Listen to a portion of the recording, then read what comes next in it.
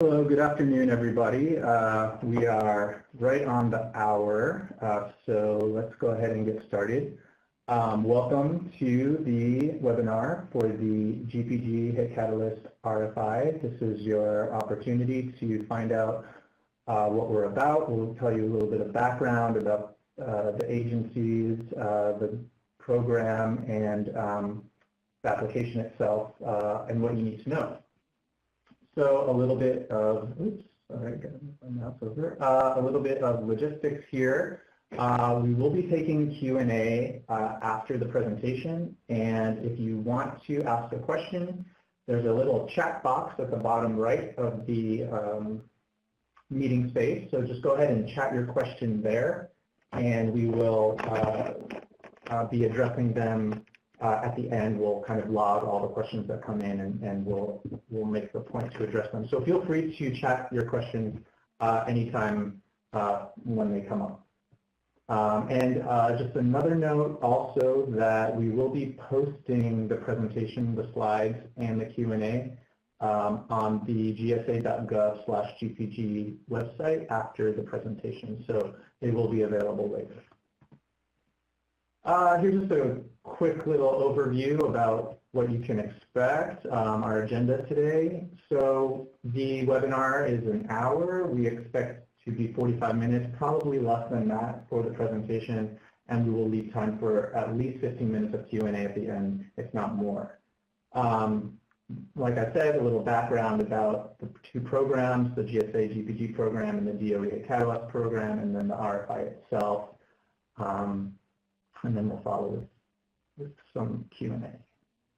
Today's presenters are myself, Daniel Simon. I am the program manager for the Request for Information, the joint GSA GPG and DOE Hit Catalyst RFI. It's a little bit of a love child between these two agencies. I'll be going over all things RFI, involvement in the program, whatnot. And then we have a couple of other speakers to give a little background about the agencies, interest in this, and program specifics. So we have Kevin Powell representing GSA. He's the program director of emerging technologies. And then we have Amy Haran representing DOE, also a program manager.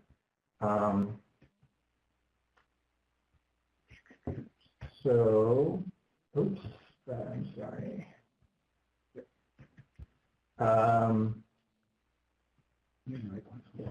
The RFI, as I mentioned, is released by both GSA and DOE. We issued it at the very end of October, on October 31st, and it will be open through December 8th.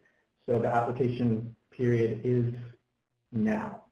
We are looking for innovative pre- and early commercial building technologies that optimize operating costs and reduce energy consumption or offer process improvements. This is all in the RFI itself, but just to let you know, we define pre-commercial technology as technologies that are not fully available on the open market and has a value proposition or price that is still being defined. And early commercial technology is being defined as technology whose value and risks are understood by specialists for some applications, but the supply chain and/or full-scale production have not yet been fully established. This year, we're exploring two different technology categories, and we can get into the details of that a little bit later, but those two categories are behind-the-meter load optimization and improving overall building operations and maintenance. And through this RFI, we are really looking to identify technologies to undergo evaluation of a real-world performance through either program. As I've mentioned multiple times in the 5 minutes I've been speaking, this is a collaboration between GSA and DOE, an opportunity to capitalize on shared goals and resources.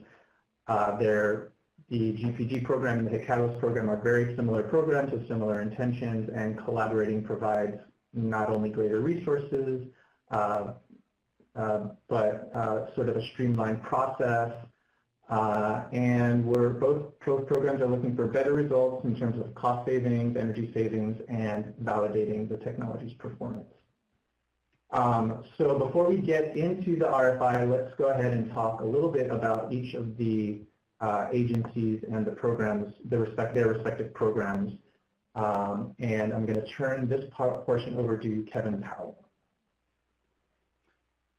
Thank you, Daniel. And I want to thank everybody on the phone here for joining us on this webinar.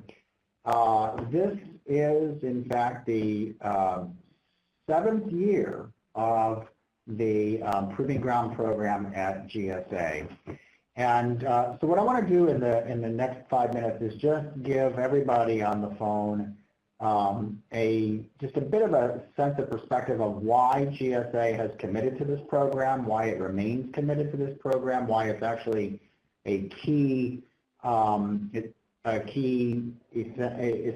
key initiative of our agency. So next slide. A few words about GSA. We are, I guess you could think of us as the nation's landlord for the federal government, the civilian federal government, that is to say. We don't have space for DOD or for the VA or really for overseas State Department efforts. So with that said, the fact is we are the largest single portfolio of commercial real estate in the country, and that scale is a lot of what drives our program and also, I think, establishes the opportunity that's in front of us. We acquire space largely through new construction and through leasing. We own about half of the square footage in our portfolio, and that's really where we concentrate these test beds. The other half are leased facilities.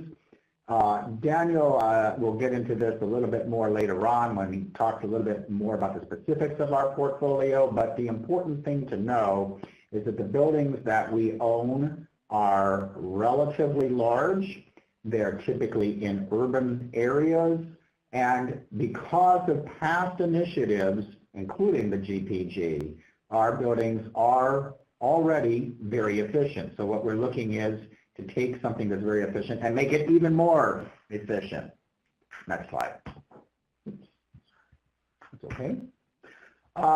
So the key idea of the Proving Ground program and innovation in general at GSA is that, first of all, there's no way we recognize to do more with less than to innovate. That really is the core. We have, as the expression goes, picked the low-hanging fruit, such as it is, that's out there. Actually, there's quite a lot that we've done to drive down operating costs, to achieve energy efficiency. What we really need are those next generation technologies, and our agency's leadership actually, across the past 7 years, and that's represented, of course, 2 different administrations, different perspectives. They are both committed to the same thing, which is innovation. The challenge with innovation, and I think probably most of you who are attending this meeting recognize this, is this what's called oftentimes this valley of death, or the technology valley of death. And that is to say there's a rich pipeline of investment in research and development of technologies. There are some early adopters who will try them out, but how do you get those technologies to commercial maturity and broad public acceptance, which allows the market to actually be mature, pricing be mature, and that whole supply chain to deliver those technologies, install them, and operate them effectively. So what we have done is we've established a program that selects technologies transparently. This is the very first portion of this. We put out this request for information. Anybody can respond to that. We use subject matter experts to down select. We'll again get into some of these details, but the whole point about this is that this is an objective, strategic, and transparent process. That's what you're participating in, and we think again that has a lot of value. The other thing that we do, partly by working with the Department of Energy and Department of Defense, we coordinate our activities with them, as well as within our agency. We are the one-stop shop that takes that first use risk. And then the third thing, and I think that this is probably the most important thing about what we do, is that we are really giving technologies that have proven out, typically in a lab setting, maybe even in a pilot setting, a single pilot setting under some pretty particular conditions. We are giving these technologies, we're essentially kicking the tires, so to speak, in a real-world setting, dynamic loads, real human beings, cranky human beings, you know, who are the federal employee, let's just say. But really, honestly, that is the way in which technologies really need to deliver, right? This is what it's a real shakedown for those technologies. There's a lot of learning we get out of that. There's a lot of learning you get out of that. And those, you know, it's sort of if you can make it here, you can make it anywhere. That's really what this proving ground is all about. It's actually, I think, again, why it's called the proving ground. And then lastly, and I really think this is probably maybe the most, the what's in it for you portion of this, is that we provide, and this is what we fund, credible, evidence-based information, objective information, third-party validated information that establishes that value proposition and business case that others can then hang their hat on, because decision-making in something as expensive as a large commercial building is something that is obviously conservative. Next technology. Next slide, thanks. Again, just a quick snapshot of where we've been. 600 applications we've received. So again, we want to thank everybody for their interest, their enthusiasm. We try to make this process relatively simple. We select about 10% ultimately of applications for evaluation. About half of those have currently had a report publicly published. The other half are in process. And then about 2/3 of those technologies that we've evaluated have proven out for GSA. And I want to emphasize it's for GSA. There are some technologies that I think have proved out. We've learned a lot about them. They're just not necessarily applicable to our buildings and the way we operate them. To date, we've deployed 11 technologies, and they are already delivering really significant both energy and water savings and cost and operational savings. Next slide. Probably, I think, again, where we're headed and what we're trying to do and what again is in it for you is that we are absolutely committed to communicating results. We're committed to communicating them publicly to the broad commercial real estate community, and we are committed particularly to communicating them to all of those associates within GSA that are managing this portfolio of property, both the owned property that we have as well as the lease portfolio, those facilities that we lease in the private sector. So we want to make sure that everybody is aware of what we found, that they are adopting these technologies that have proven out, because again, we think that is the way to drive down costs and of course to deliver environmental performance. And with that, I'm going to turn this over to Amy Haran. Hey, thanks, Kevin. Hey, I'm Amy Haran with the Department of Energy Building Technologies Office. You can go to the next slide.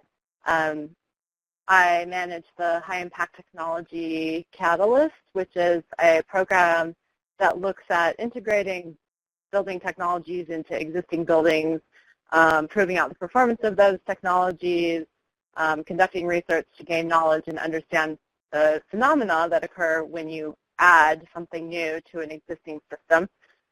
That is the Building Technologies Office Commercial Building Integration Program.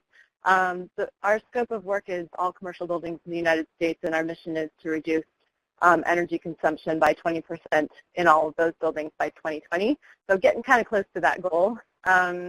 Our strategy for doing that within the HIT Catalyst is to first identify the most impactful energy savings measures, measure them, and then identify how to integrate them more rapidly, cost-effectively, easily into commercial buildings.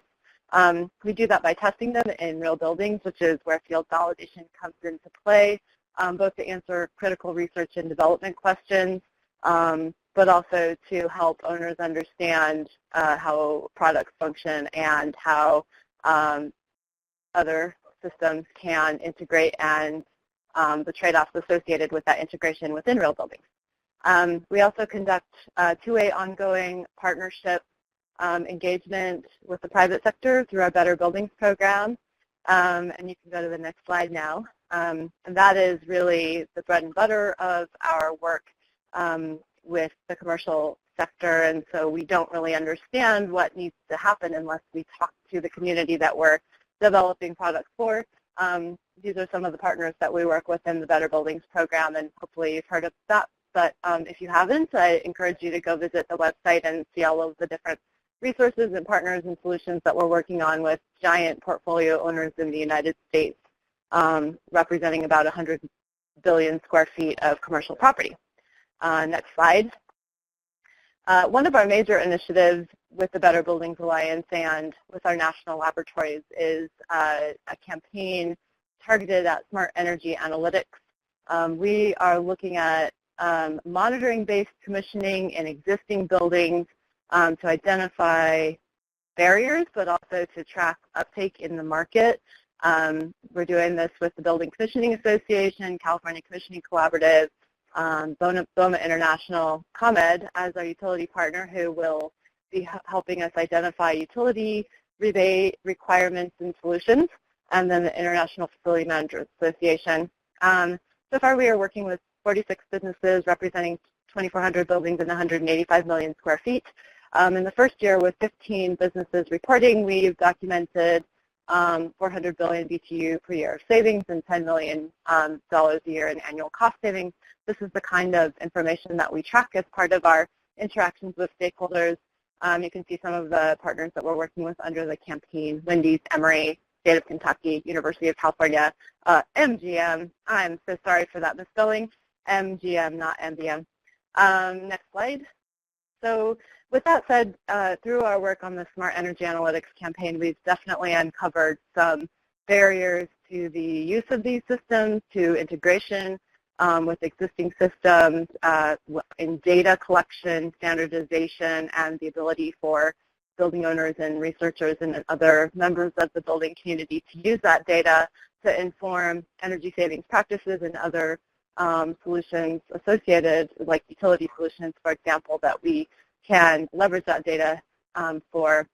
So that is sort of the purpose behind the development of these RFI topics this year. Really happy to see all of you on the line, and thanks for listening in. So our two topics this year, I'm sure you're aware: behind the meter load optimization and improving overall building operations and maintenance. These are tools that provide low-cost savings, hopefully, either to identify the identification of things that are wrong in buildings or ways to manage loads in buildings better based on generation, storage, and optimization of the existing energy-consuming devices within buildings. So next slide. And I just wanted to reiterate some words that have been said already today, which is that what's different from previous years, we are really targeting innovators.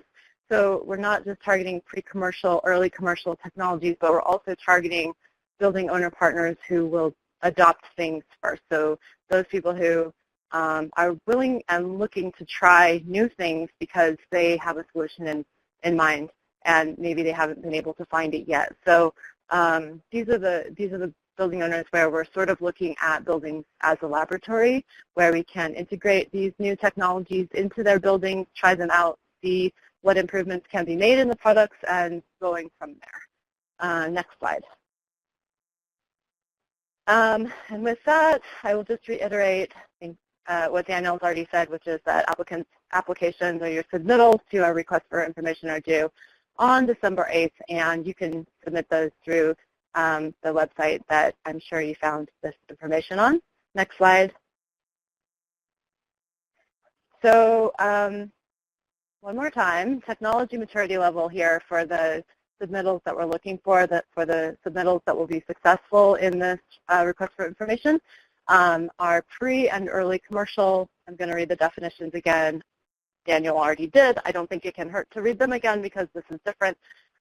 Pre-commercial technology is defined as technology that is not yet fully available on the open market and has a value proposition or price that is still being defined. Early commercial technology is defined as technology whose value and risks are understood by specialists for some applications, but the supply chain or full-scale production has not yet been fully established. So pre and early commercial technology, last year we were looking for market-ready technology, so this is different. Behind-the-meter load optimization, technologies that optimize behind-the-meter generation, loads, and storage, so batteries, PV, fuel cells, anything that's generating electricity, storing electricity, managing electricity within a building behind the meter. We're looking for solutions that will help provide resiliency within buildings and on the grid, energy efficiency, and enable participation in dynamic rate structures, which are out there and are probably going to expand in the future. These are technologies that are okay for buildings, but we could also look at campus applications as well, or both. Improving overall building operations and maintenance. These are technologies that help operators understand when buildings are not functioning within operational or design parameters or not functioning at all. For example, one of our demonstrations this year was outside air optimization technology, and we discovered during the demonstration that the fan was installed backwards. So these are the sorts of things we're hoping to find under this topic. These may include tools that enable the identification, prioritization, and improvement of physical building components or software systems, or both. And then any smart energy analytics platforms improving overall building operations and maintenance should integrate and enhance the functionality of GSA Link, which is built on the SkyFoundry platform. So with that disclaimer, I will turn it back over to Daniel. Thanks, Amy. So I just want to make one note about the last statement there about the functionality, enhancing GSA Link and SkyFoundry. That is really just something to note that down the line, if there's interest in your application, that we would want to address that. At this stage, we really want to encourage responses based on your technology as it stands, and applications of interest will be notified during the selection process on this particular issue. So I wouldn't try to make any adjustments based on that comment. So just wanted to put that out there. I've been getting some queries about that. Okay, so what are we looking for in the RFI? How will you be selected? So first of all, there's the RFI selected by a third-party scoring. We have labs who, the DOE national labs take a look at this, as well as a technical committee of DOE, GSA, and other individuals. And we look at several factors, and your submissions should clearly address all of these. The questions in the RFI do reflect these specific factors. But just note that we don't want our third-party scorers to have to do any additional information or any additional research. So the more kind of thorough you can be, including any sort of numbers-based results that you might have, are always very helpful. So the first one is innovation. Degree to which technology represents an improvement over the current state of the shelf. Is it improving the state of the market? And how does it stand out against competitors? What are you bringing to the table? What is your technology purporting to be different? How is your technology purporting to be different? Number two is performance.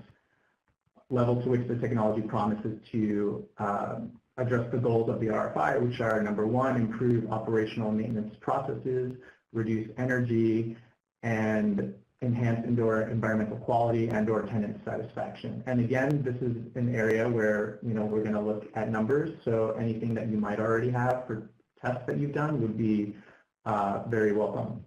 Number 3, cost savings. Probability that at mature market pricing, the technology will prove out to be life cycle cost effective.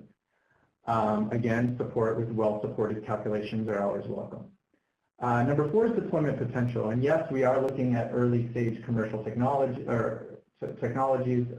but we also are looking at it from the perspective of long term, and is there potential to be deployed in our portfolio of buildings that we're looking at. So we'll be examining it from the suitability and opportunity for large scale deployment, particularly within GSA's portfolio, and the commercial opportunity for adoption.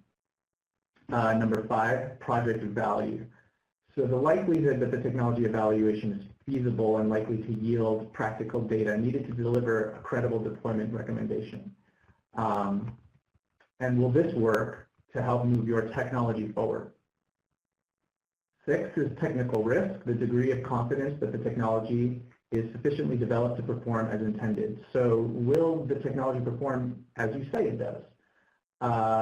And does it have a demonstrated pathway to commercialization? And the last one is business viability. And I know this doesn't apply to all applicants, but we do want to look at the financial and operational stability of the technology vendor to be successful throughout the manufacturing and deployment phases. So a little bit of information about what happens once, or if you're selected. What does that look like? So we have to find host sites. And we need to match you with a host site in order to provide this evaluation. So what can you expect at this point? So for these selected technologies, GSA and DOE work with a national lab evaluation team and the vendor yourself to identify the optimum test bed location for a real-world evaluation. Test beds are selected to represent the range of conditions requiring the least amount of installed product that will give the technology a valid assessment.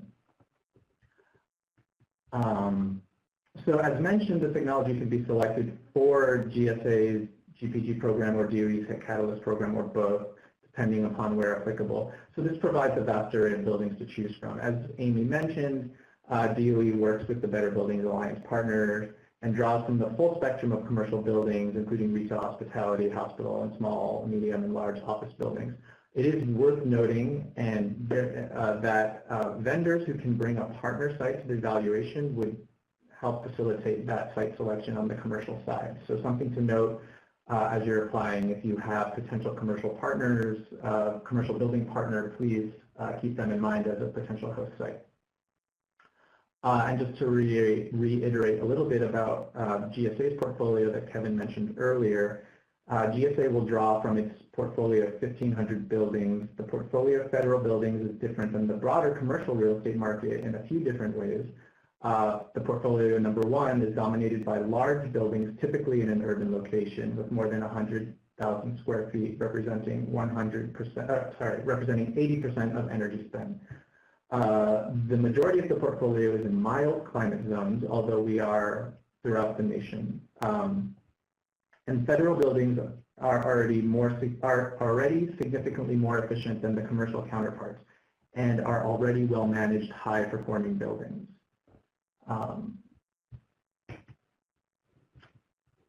So what can you expect if you're selected and aside from the host site selection? So what is your contribution to the program? So the first is technology acquisition, which is a very important point to talk about. From the GSA perspective, the technology must be provided as quote-unquote an unrestricted gift to the U.S. government. Technology selected and installed at a GSA-owned facility must be provided at no cost. We use a specific authority called quote-unquote gift authority that enables you to transfer your technology to us while maintaining confidence that your IP is protected without complicated paperwork, i.e. not having to go through any sort of formal procurement process. And I do want to note that for the gifting, we are only looking at you to provide sufficient quantity of your technology for the purposes of the evaluation.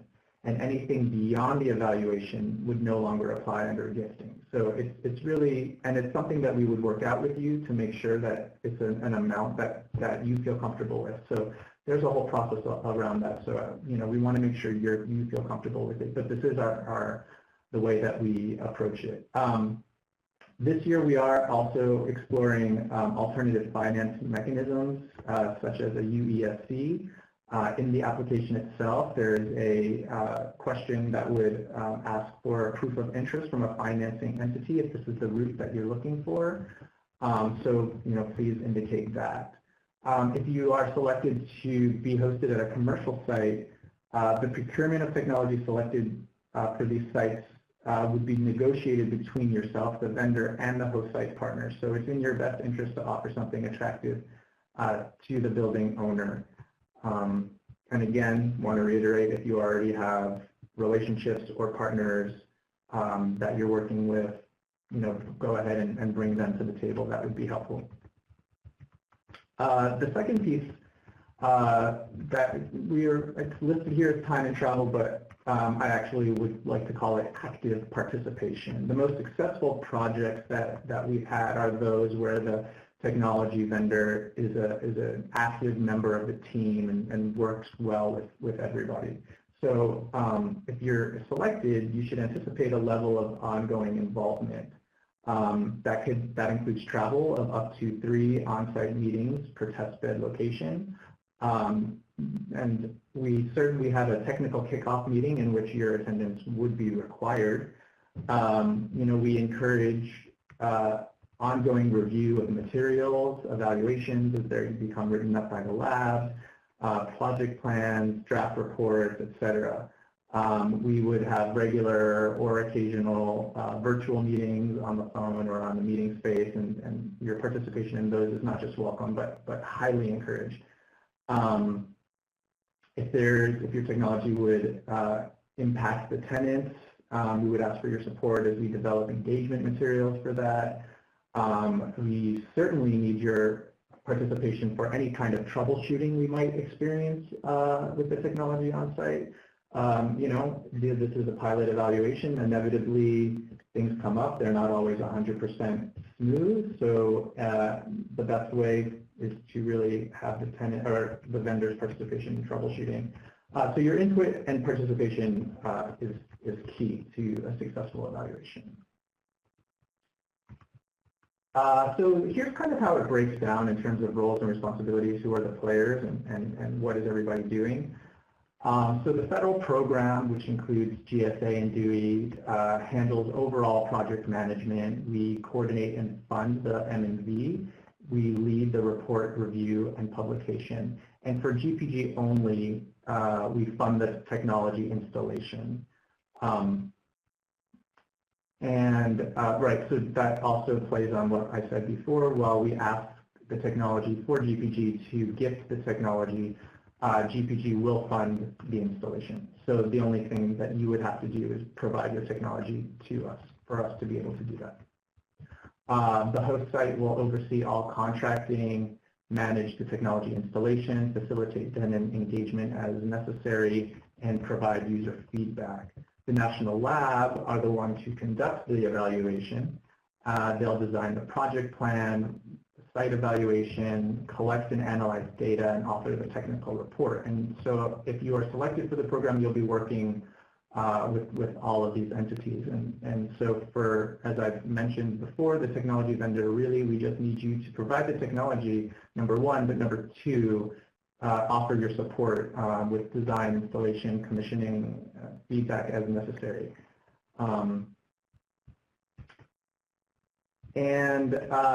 Here's just a little bit of program information and resources. Obviously, you made your way to the webinar, so you've clearly seen something. But if you want to know more about the programs, you can go to the DOE and GSA websites for each of these programs. Buildings.energy.gov/catalyst for DOE, and then the other one is gsa.gov/GPG. Please note that one, as I mentioned at the beginning of the presentation, that's where the slides will be posted from this webinar, as well as the Q&A. So anything that you missed, you can feel free to follow up there. And lastly, here are the two websites to apply.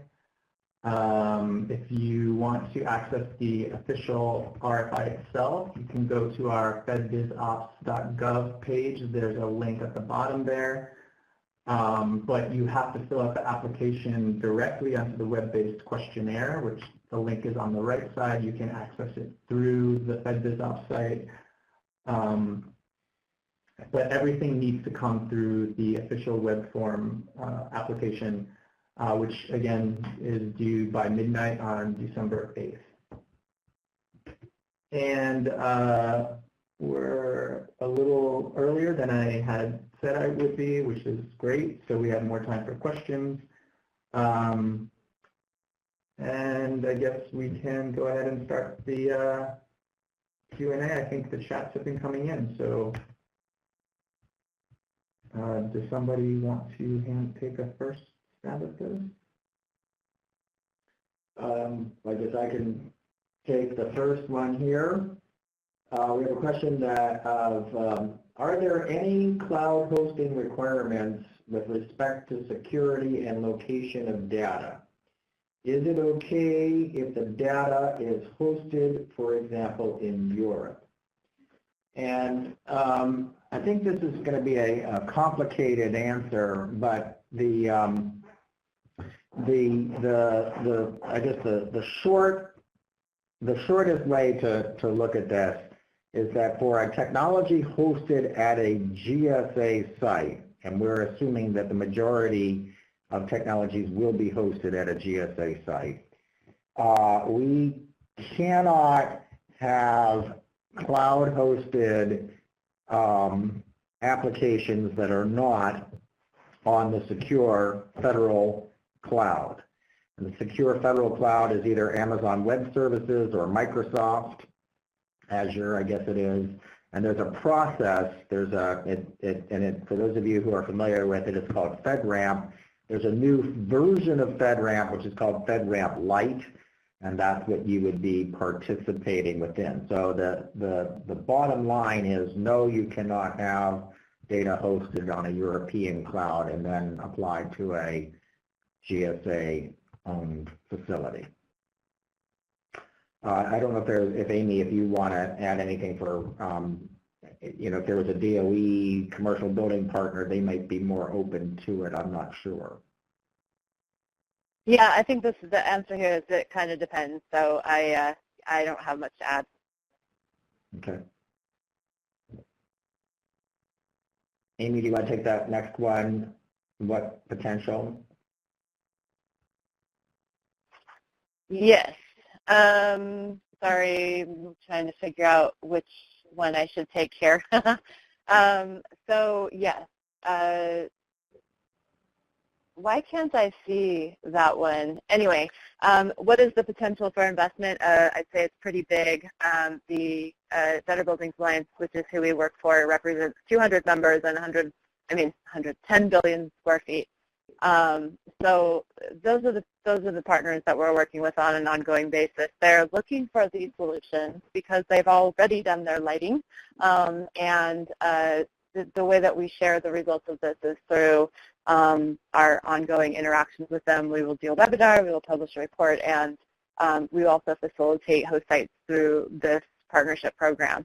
So I think the opportunity is pretty significant here in the commercial space, and then of course you have the nation's largest landlord in the GSA. So of course my answer to that is it's big. Kevin, anything from you on that? Only that just within, across our own portfolio, there's a $380 million annual energy spend. And as I say, we are efficient, but there's room to get more efficient, and there is a strong desire to reduce that number. So I think and again, when you're talking about, more than 1,500 owned facilities, and again, some pretty powerful incentives to apply technology across that, and a single owner, I think that's a pretty significant opportunity. I'll read this next one, and I think this is, again, one for both of us, Amy. If chosen, what resources are required from us? Are we responsible for installation? Are we providing samples, project management? The important thing about the way this relationship works is that if you are selected and you are installed at a GSA facility, you provide your technology at no cost via, as Daniel described it, this gifting authority. There's a lot of complicated legal stuff around why we have chosen to do it that way, but the top level idea is you're providing that technology to us, your intellectual property is protected, and it's a very simple arrangement that allows this to occur. We pay for the installation and we pay for the evaluation. We are also providing the host site, and we're providing the project management that surrounds the whole management of that installation, that evaluation, and the ultimate reporting. So that's kind of how that goes in a nutshell. And then, Amy, do you want to sort of talk a little bit about DOE sites? Yeah, so GSA will do, as Kevin said, the installation and project management. We will facilitate the commercial site development, so through partnerships that we have through the Better Buildings program.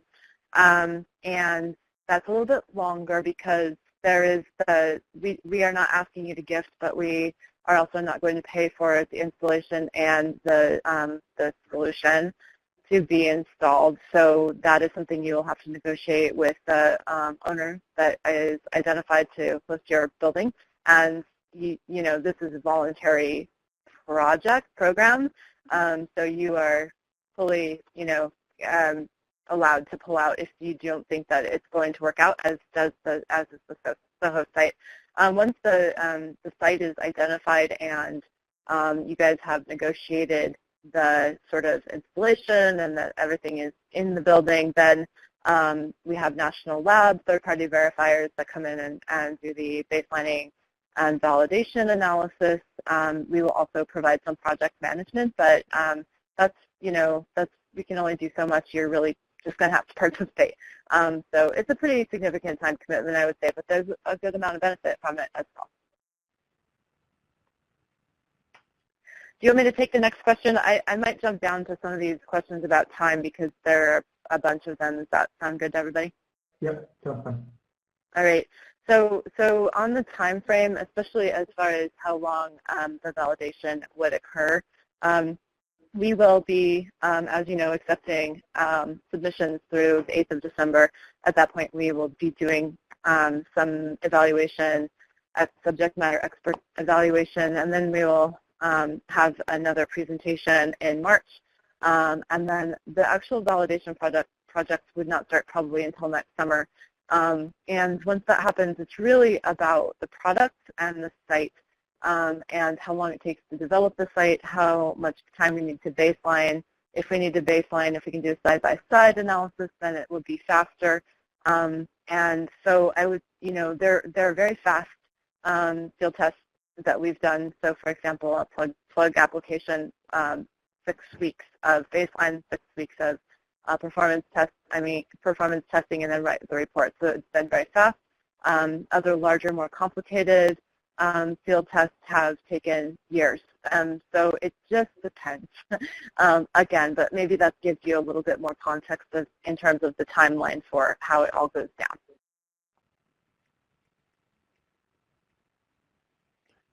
Kevin, you want to take the next one? Yep, sorry. Yeah, the next one I want to actually potentially refer to Chip Pierpont if you're on the call and if you can unmute. And it's a question about what is GSA Link, and I think that might be useful to just have a quick overview for folks. So Chip, are you? I can't actually see, but are you available?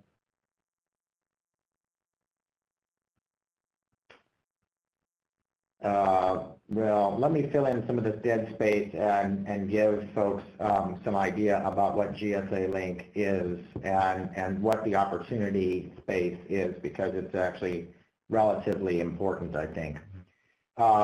So GSA has built out essentially a common network architecture that our larger buildings sit on.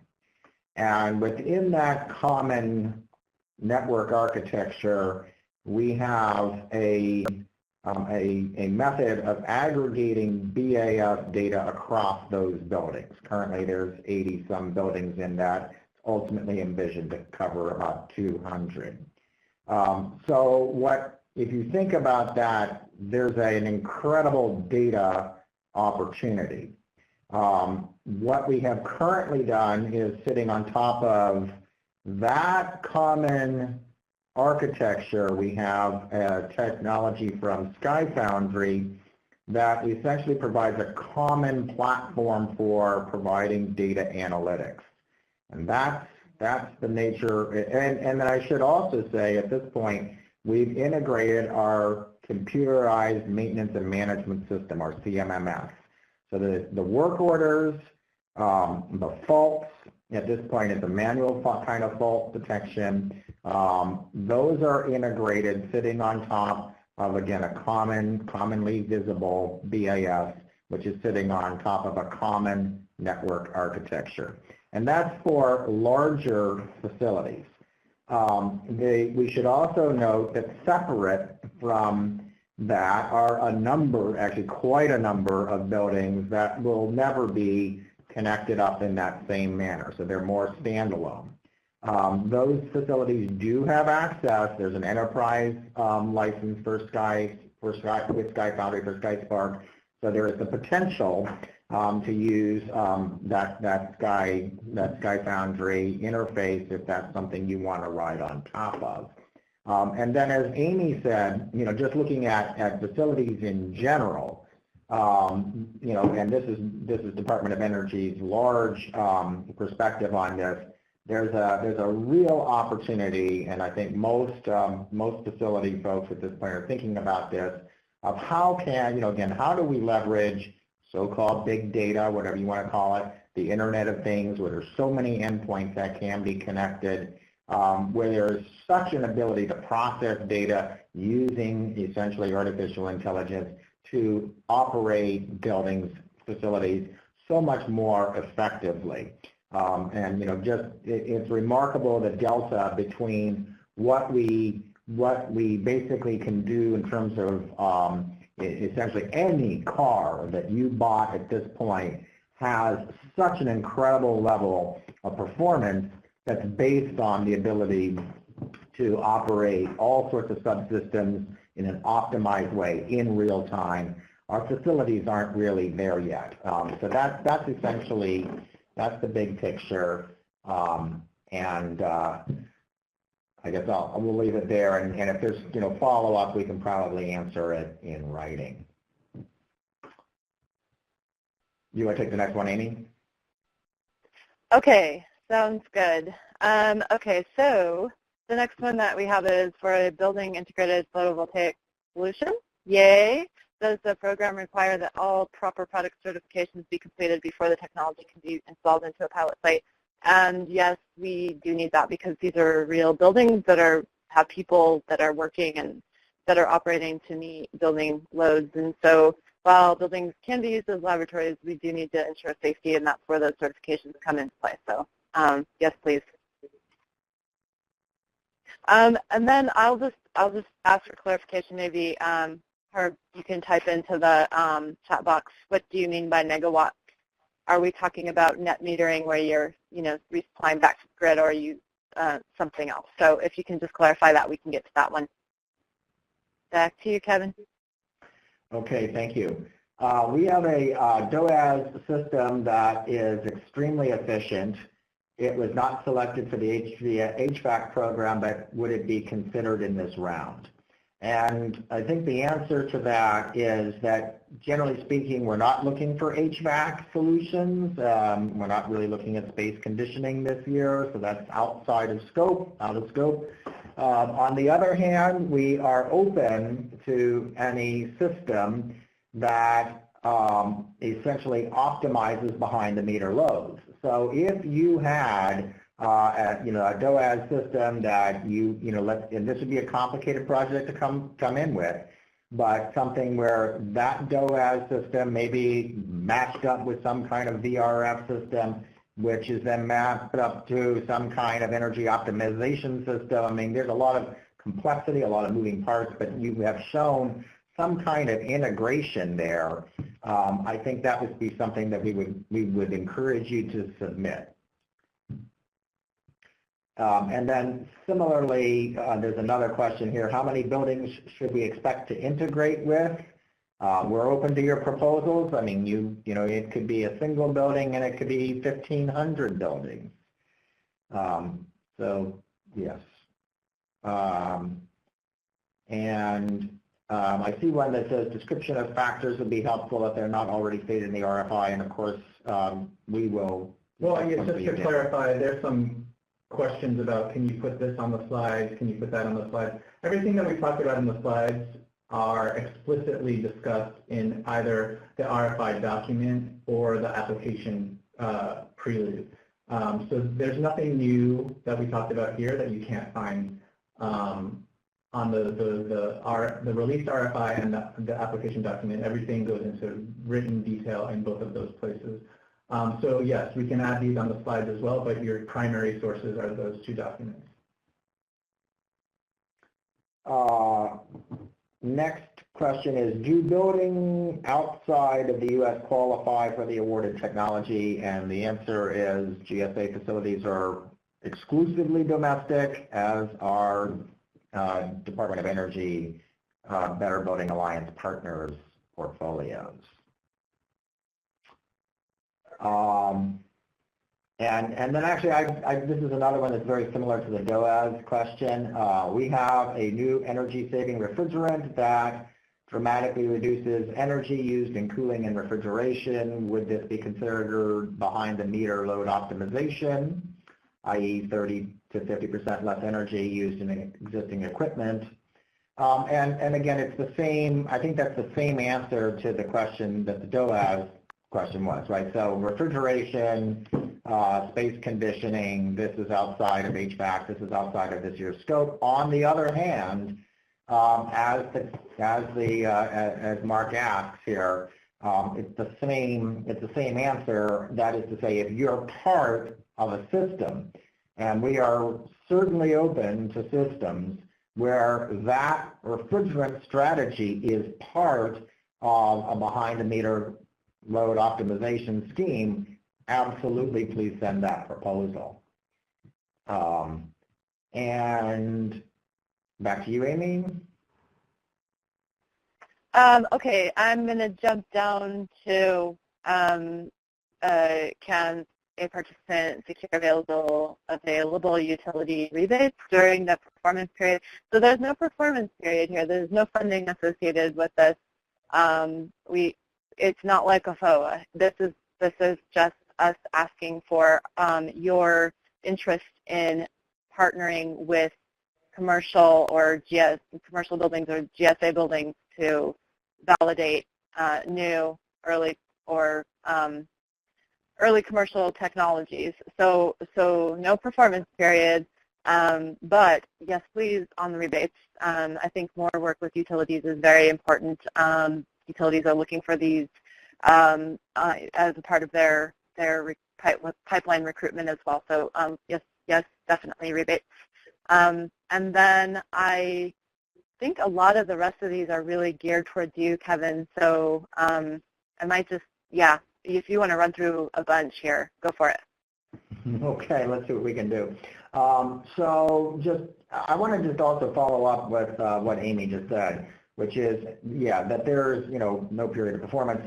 Rebates is extremely important. And if you were, again, similar to these, other questions where there's some complexity to it, if you were saying, hey, I want to bring a utility to the table as part of this application. They have, there's some goals that they have. This is something that they're interested in. They are looking for this kind of data out of this particular demonstration or evaluation. That's something to absolutely note in your application, and is something that is, as you hear, of tremendous interest to us. The next, there's a series of questions here that really have to do with some uniquely federal incentive programs, and they, essentially, are there small business goals, 8A, HUB zone, service disabled veterans, women-owned businesses, and so on. And so the broad answer to that is that is not a criterion for participating in this program, and it is not something that we're going to be evaluating anybody's application on. On the other hand, should your technology prove out, and should you be ultimately looking to participate in federal procurement processes, not just with GSA, but with these other agencies, such as, that are the Department of Defense, which has many, many more facilities than we do, the VA, State Department, and so on. They all do have goals that they need to meet relative to those exact programs that you just described. So that's something that again, you'd want to keep in mind. And then the other thing that we do as part of this program for technologies that prove out is that we assist folks to get on to schedule to the other half of GSA. The Federal Acquisition Service maintains schedules. That's how a lot of the rest of the federal government actually buys stuff. And so again, we want to work with you to make that happen. And Amy answered these questions about the time frame. I think Daniel answered these questions about how the webinar is going to be, of course, posted on the website, and it will be available for you to review and to listen to, and so on and so forth.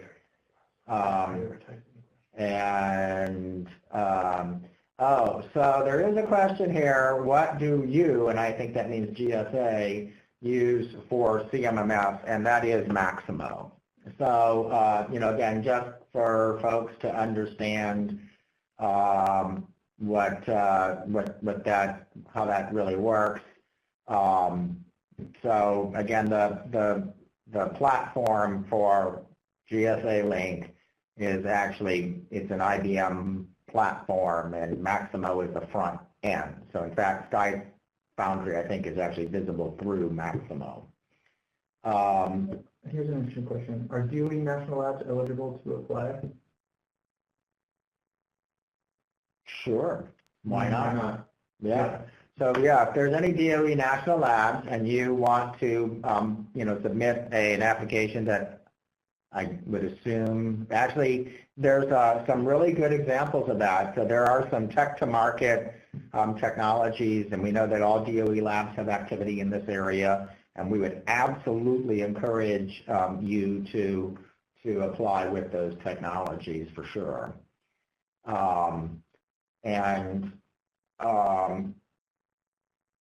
Yeah, and again, I see. But there's no funding. Just to reiterate, there's no funding associated with these, so keep that in mind. Yes, that would be true. And then probably, and we actually, this is probably in the weeds. We'll talk about this offline. But I think you would be evaluated by not yourself. So right. Yeah, let's be clear about that. And I see a question here, is there an automated link from SkySpark to Maximo for work order management? I think and the answer to that is yes, that is correct.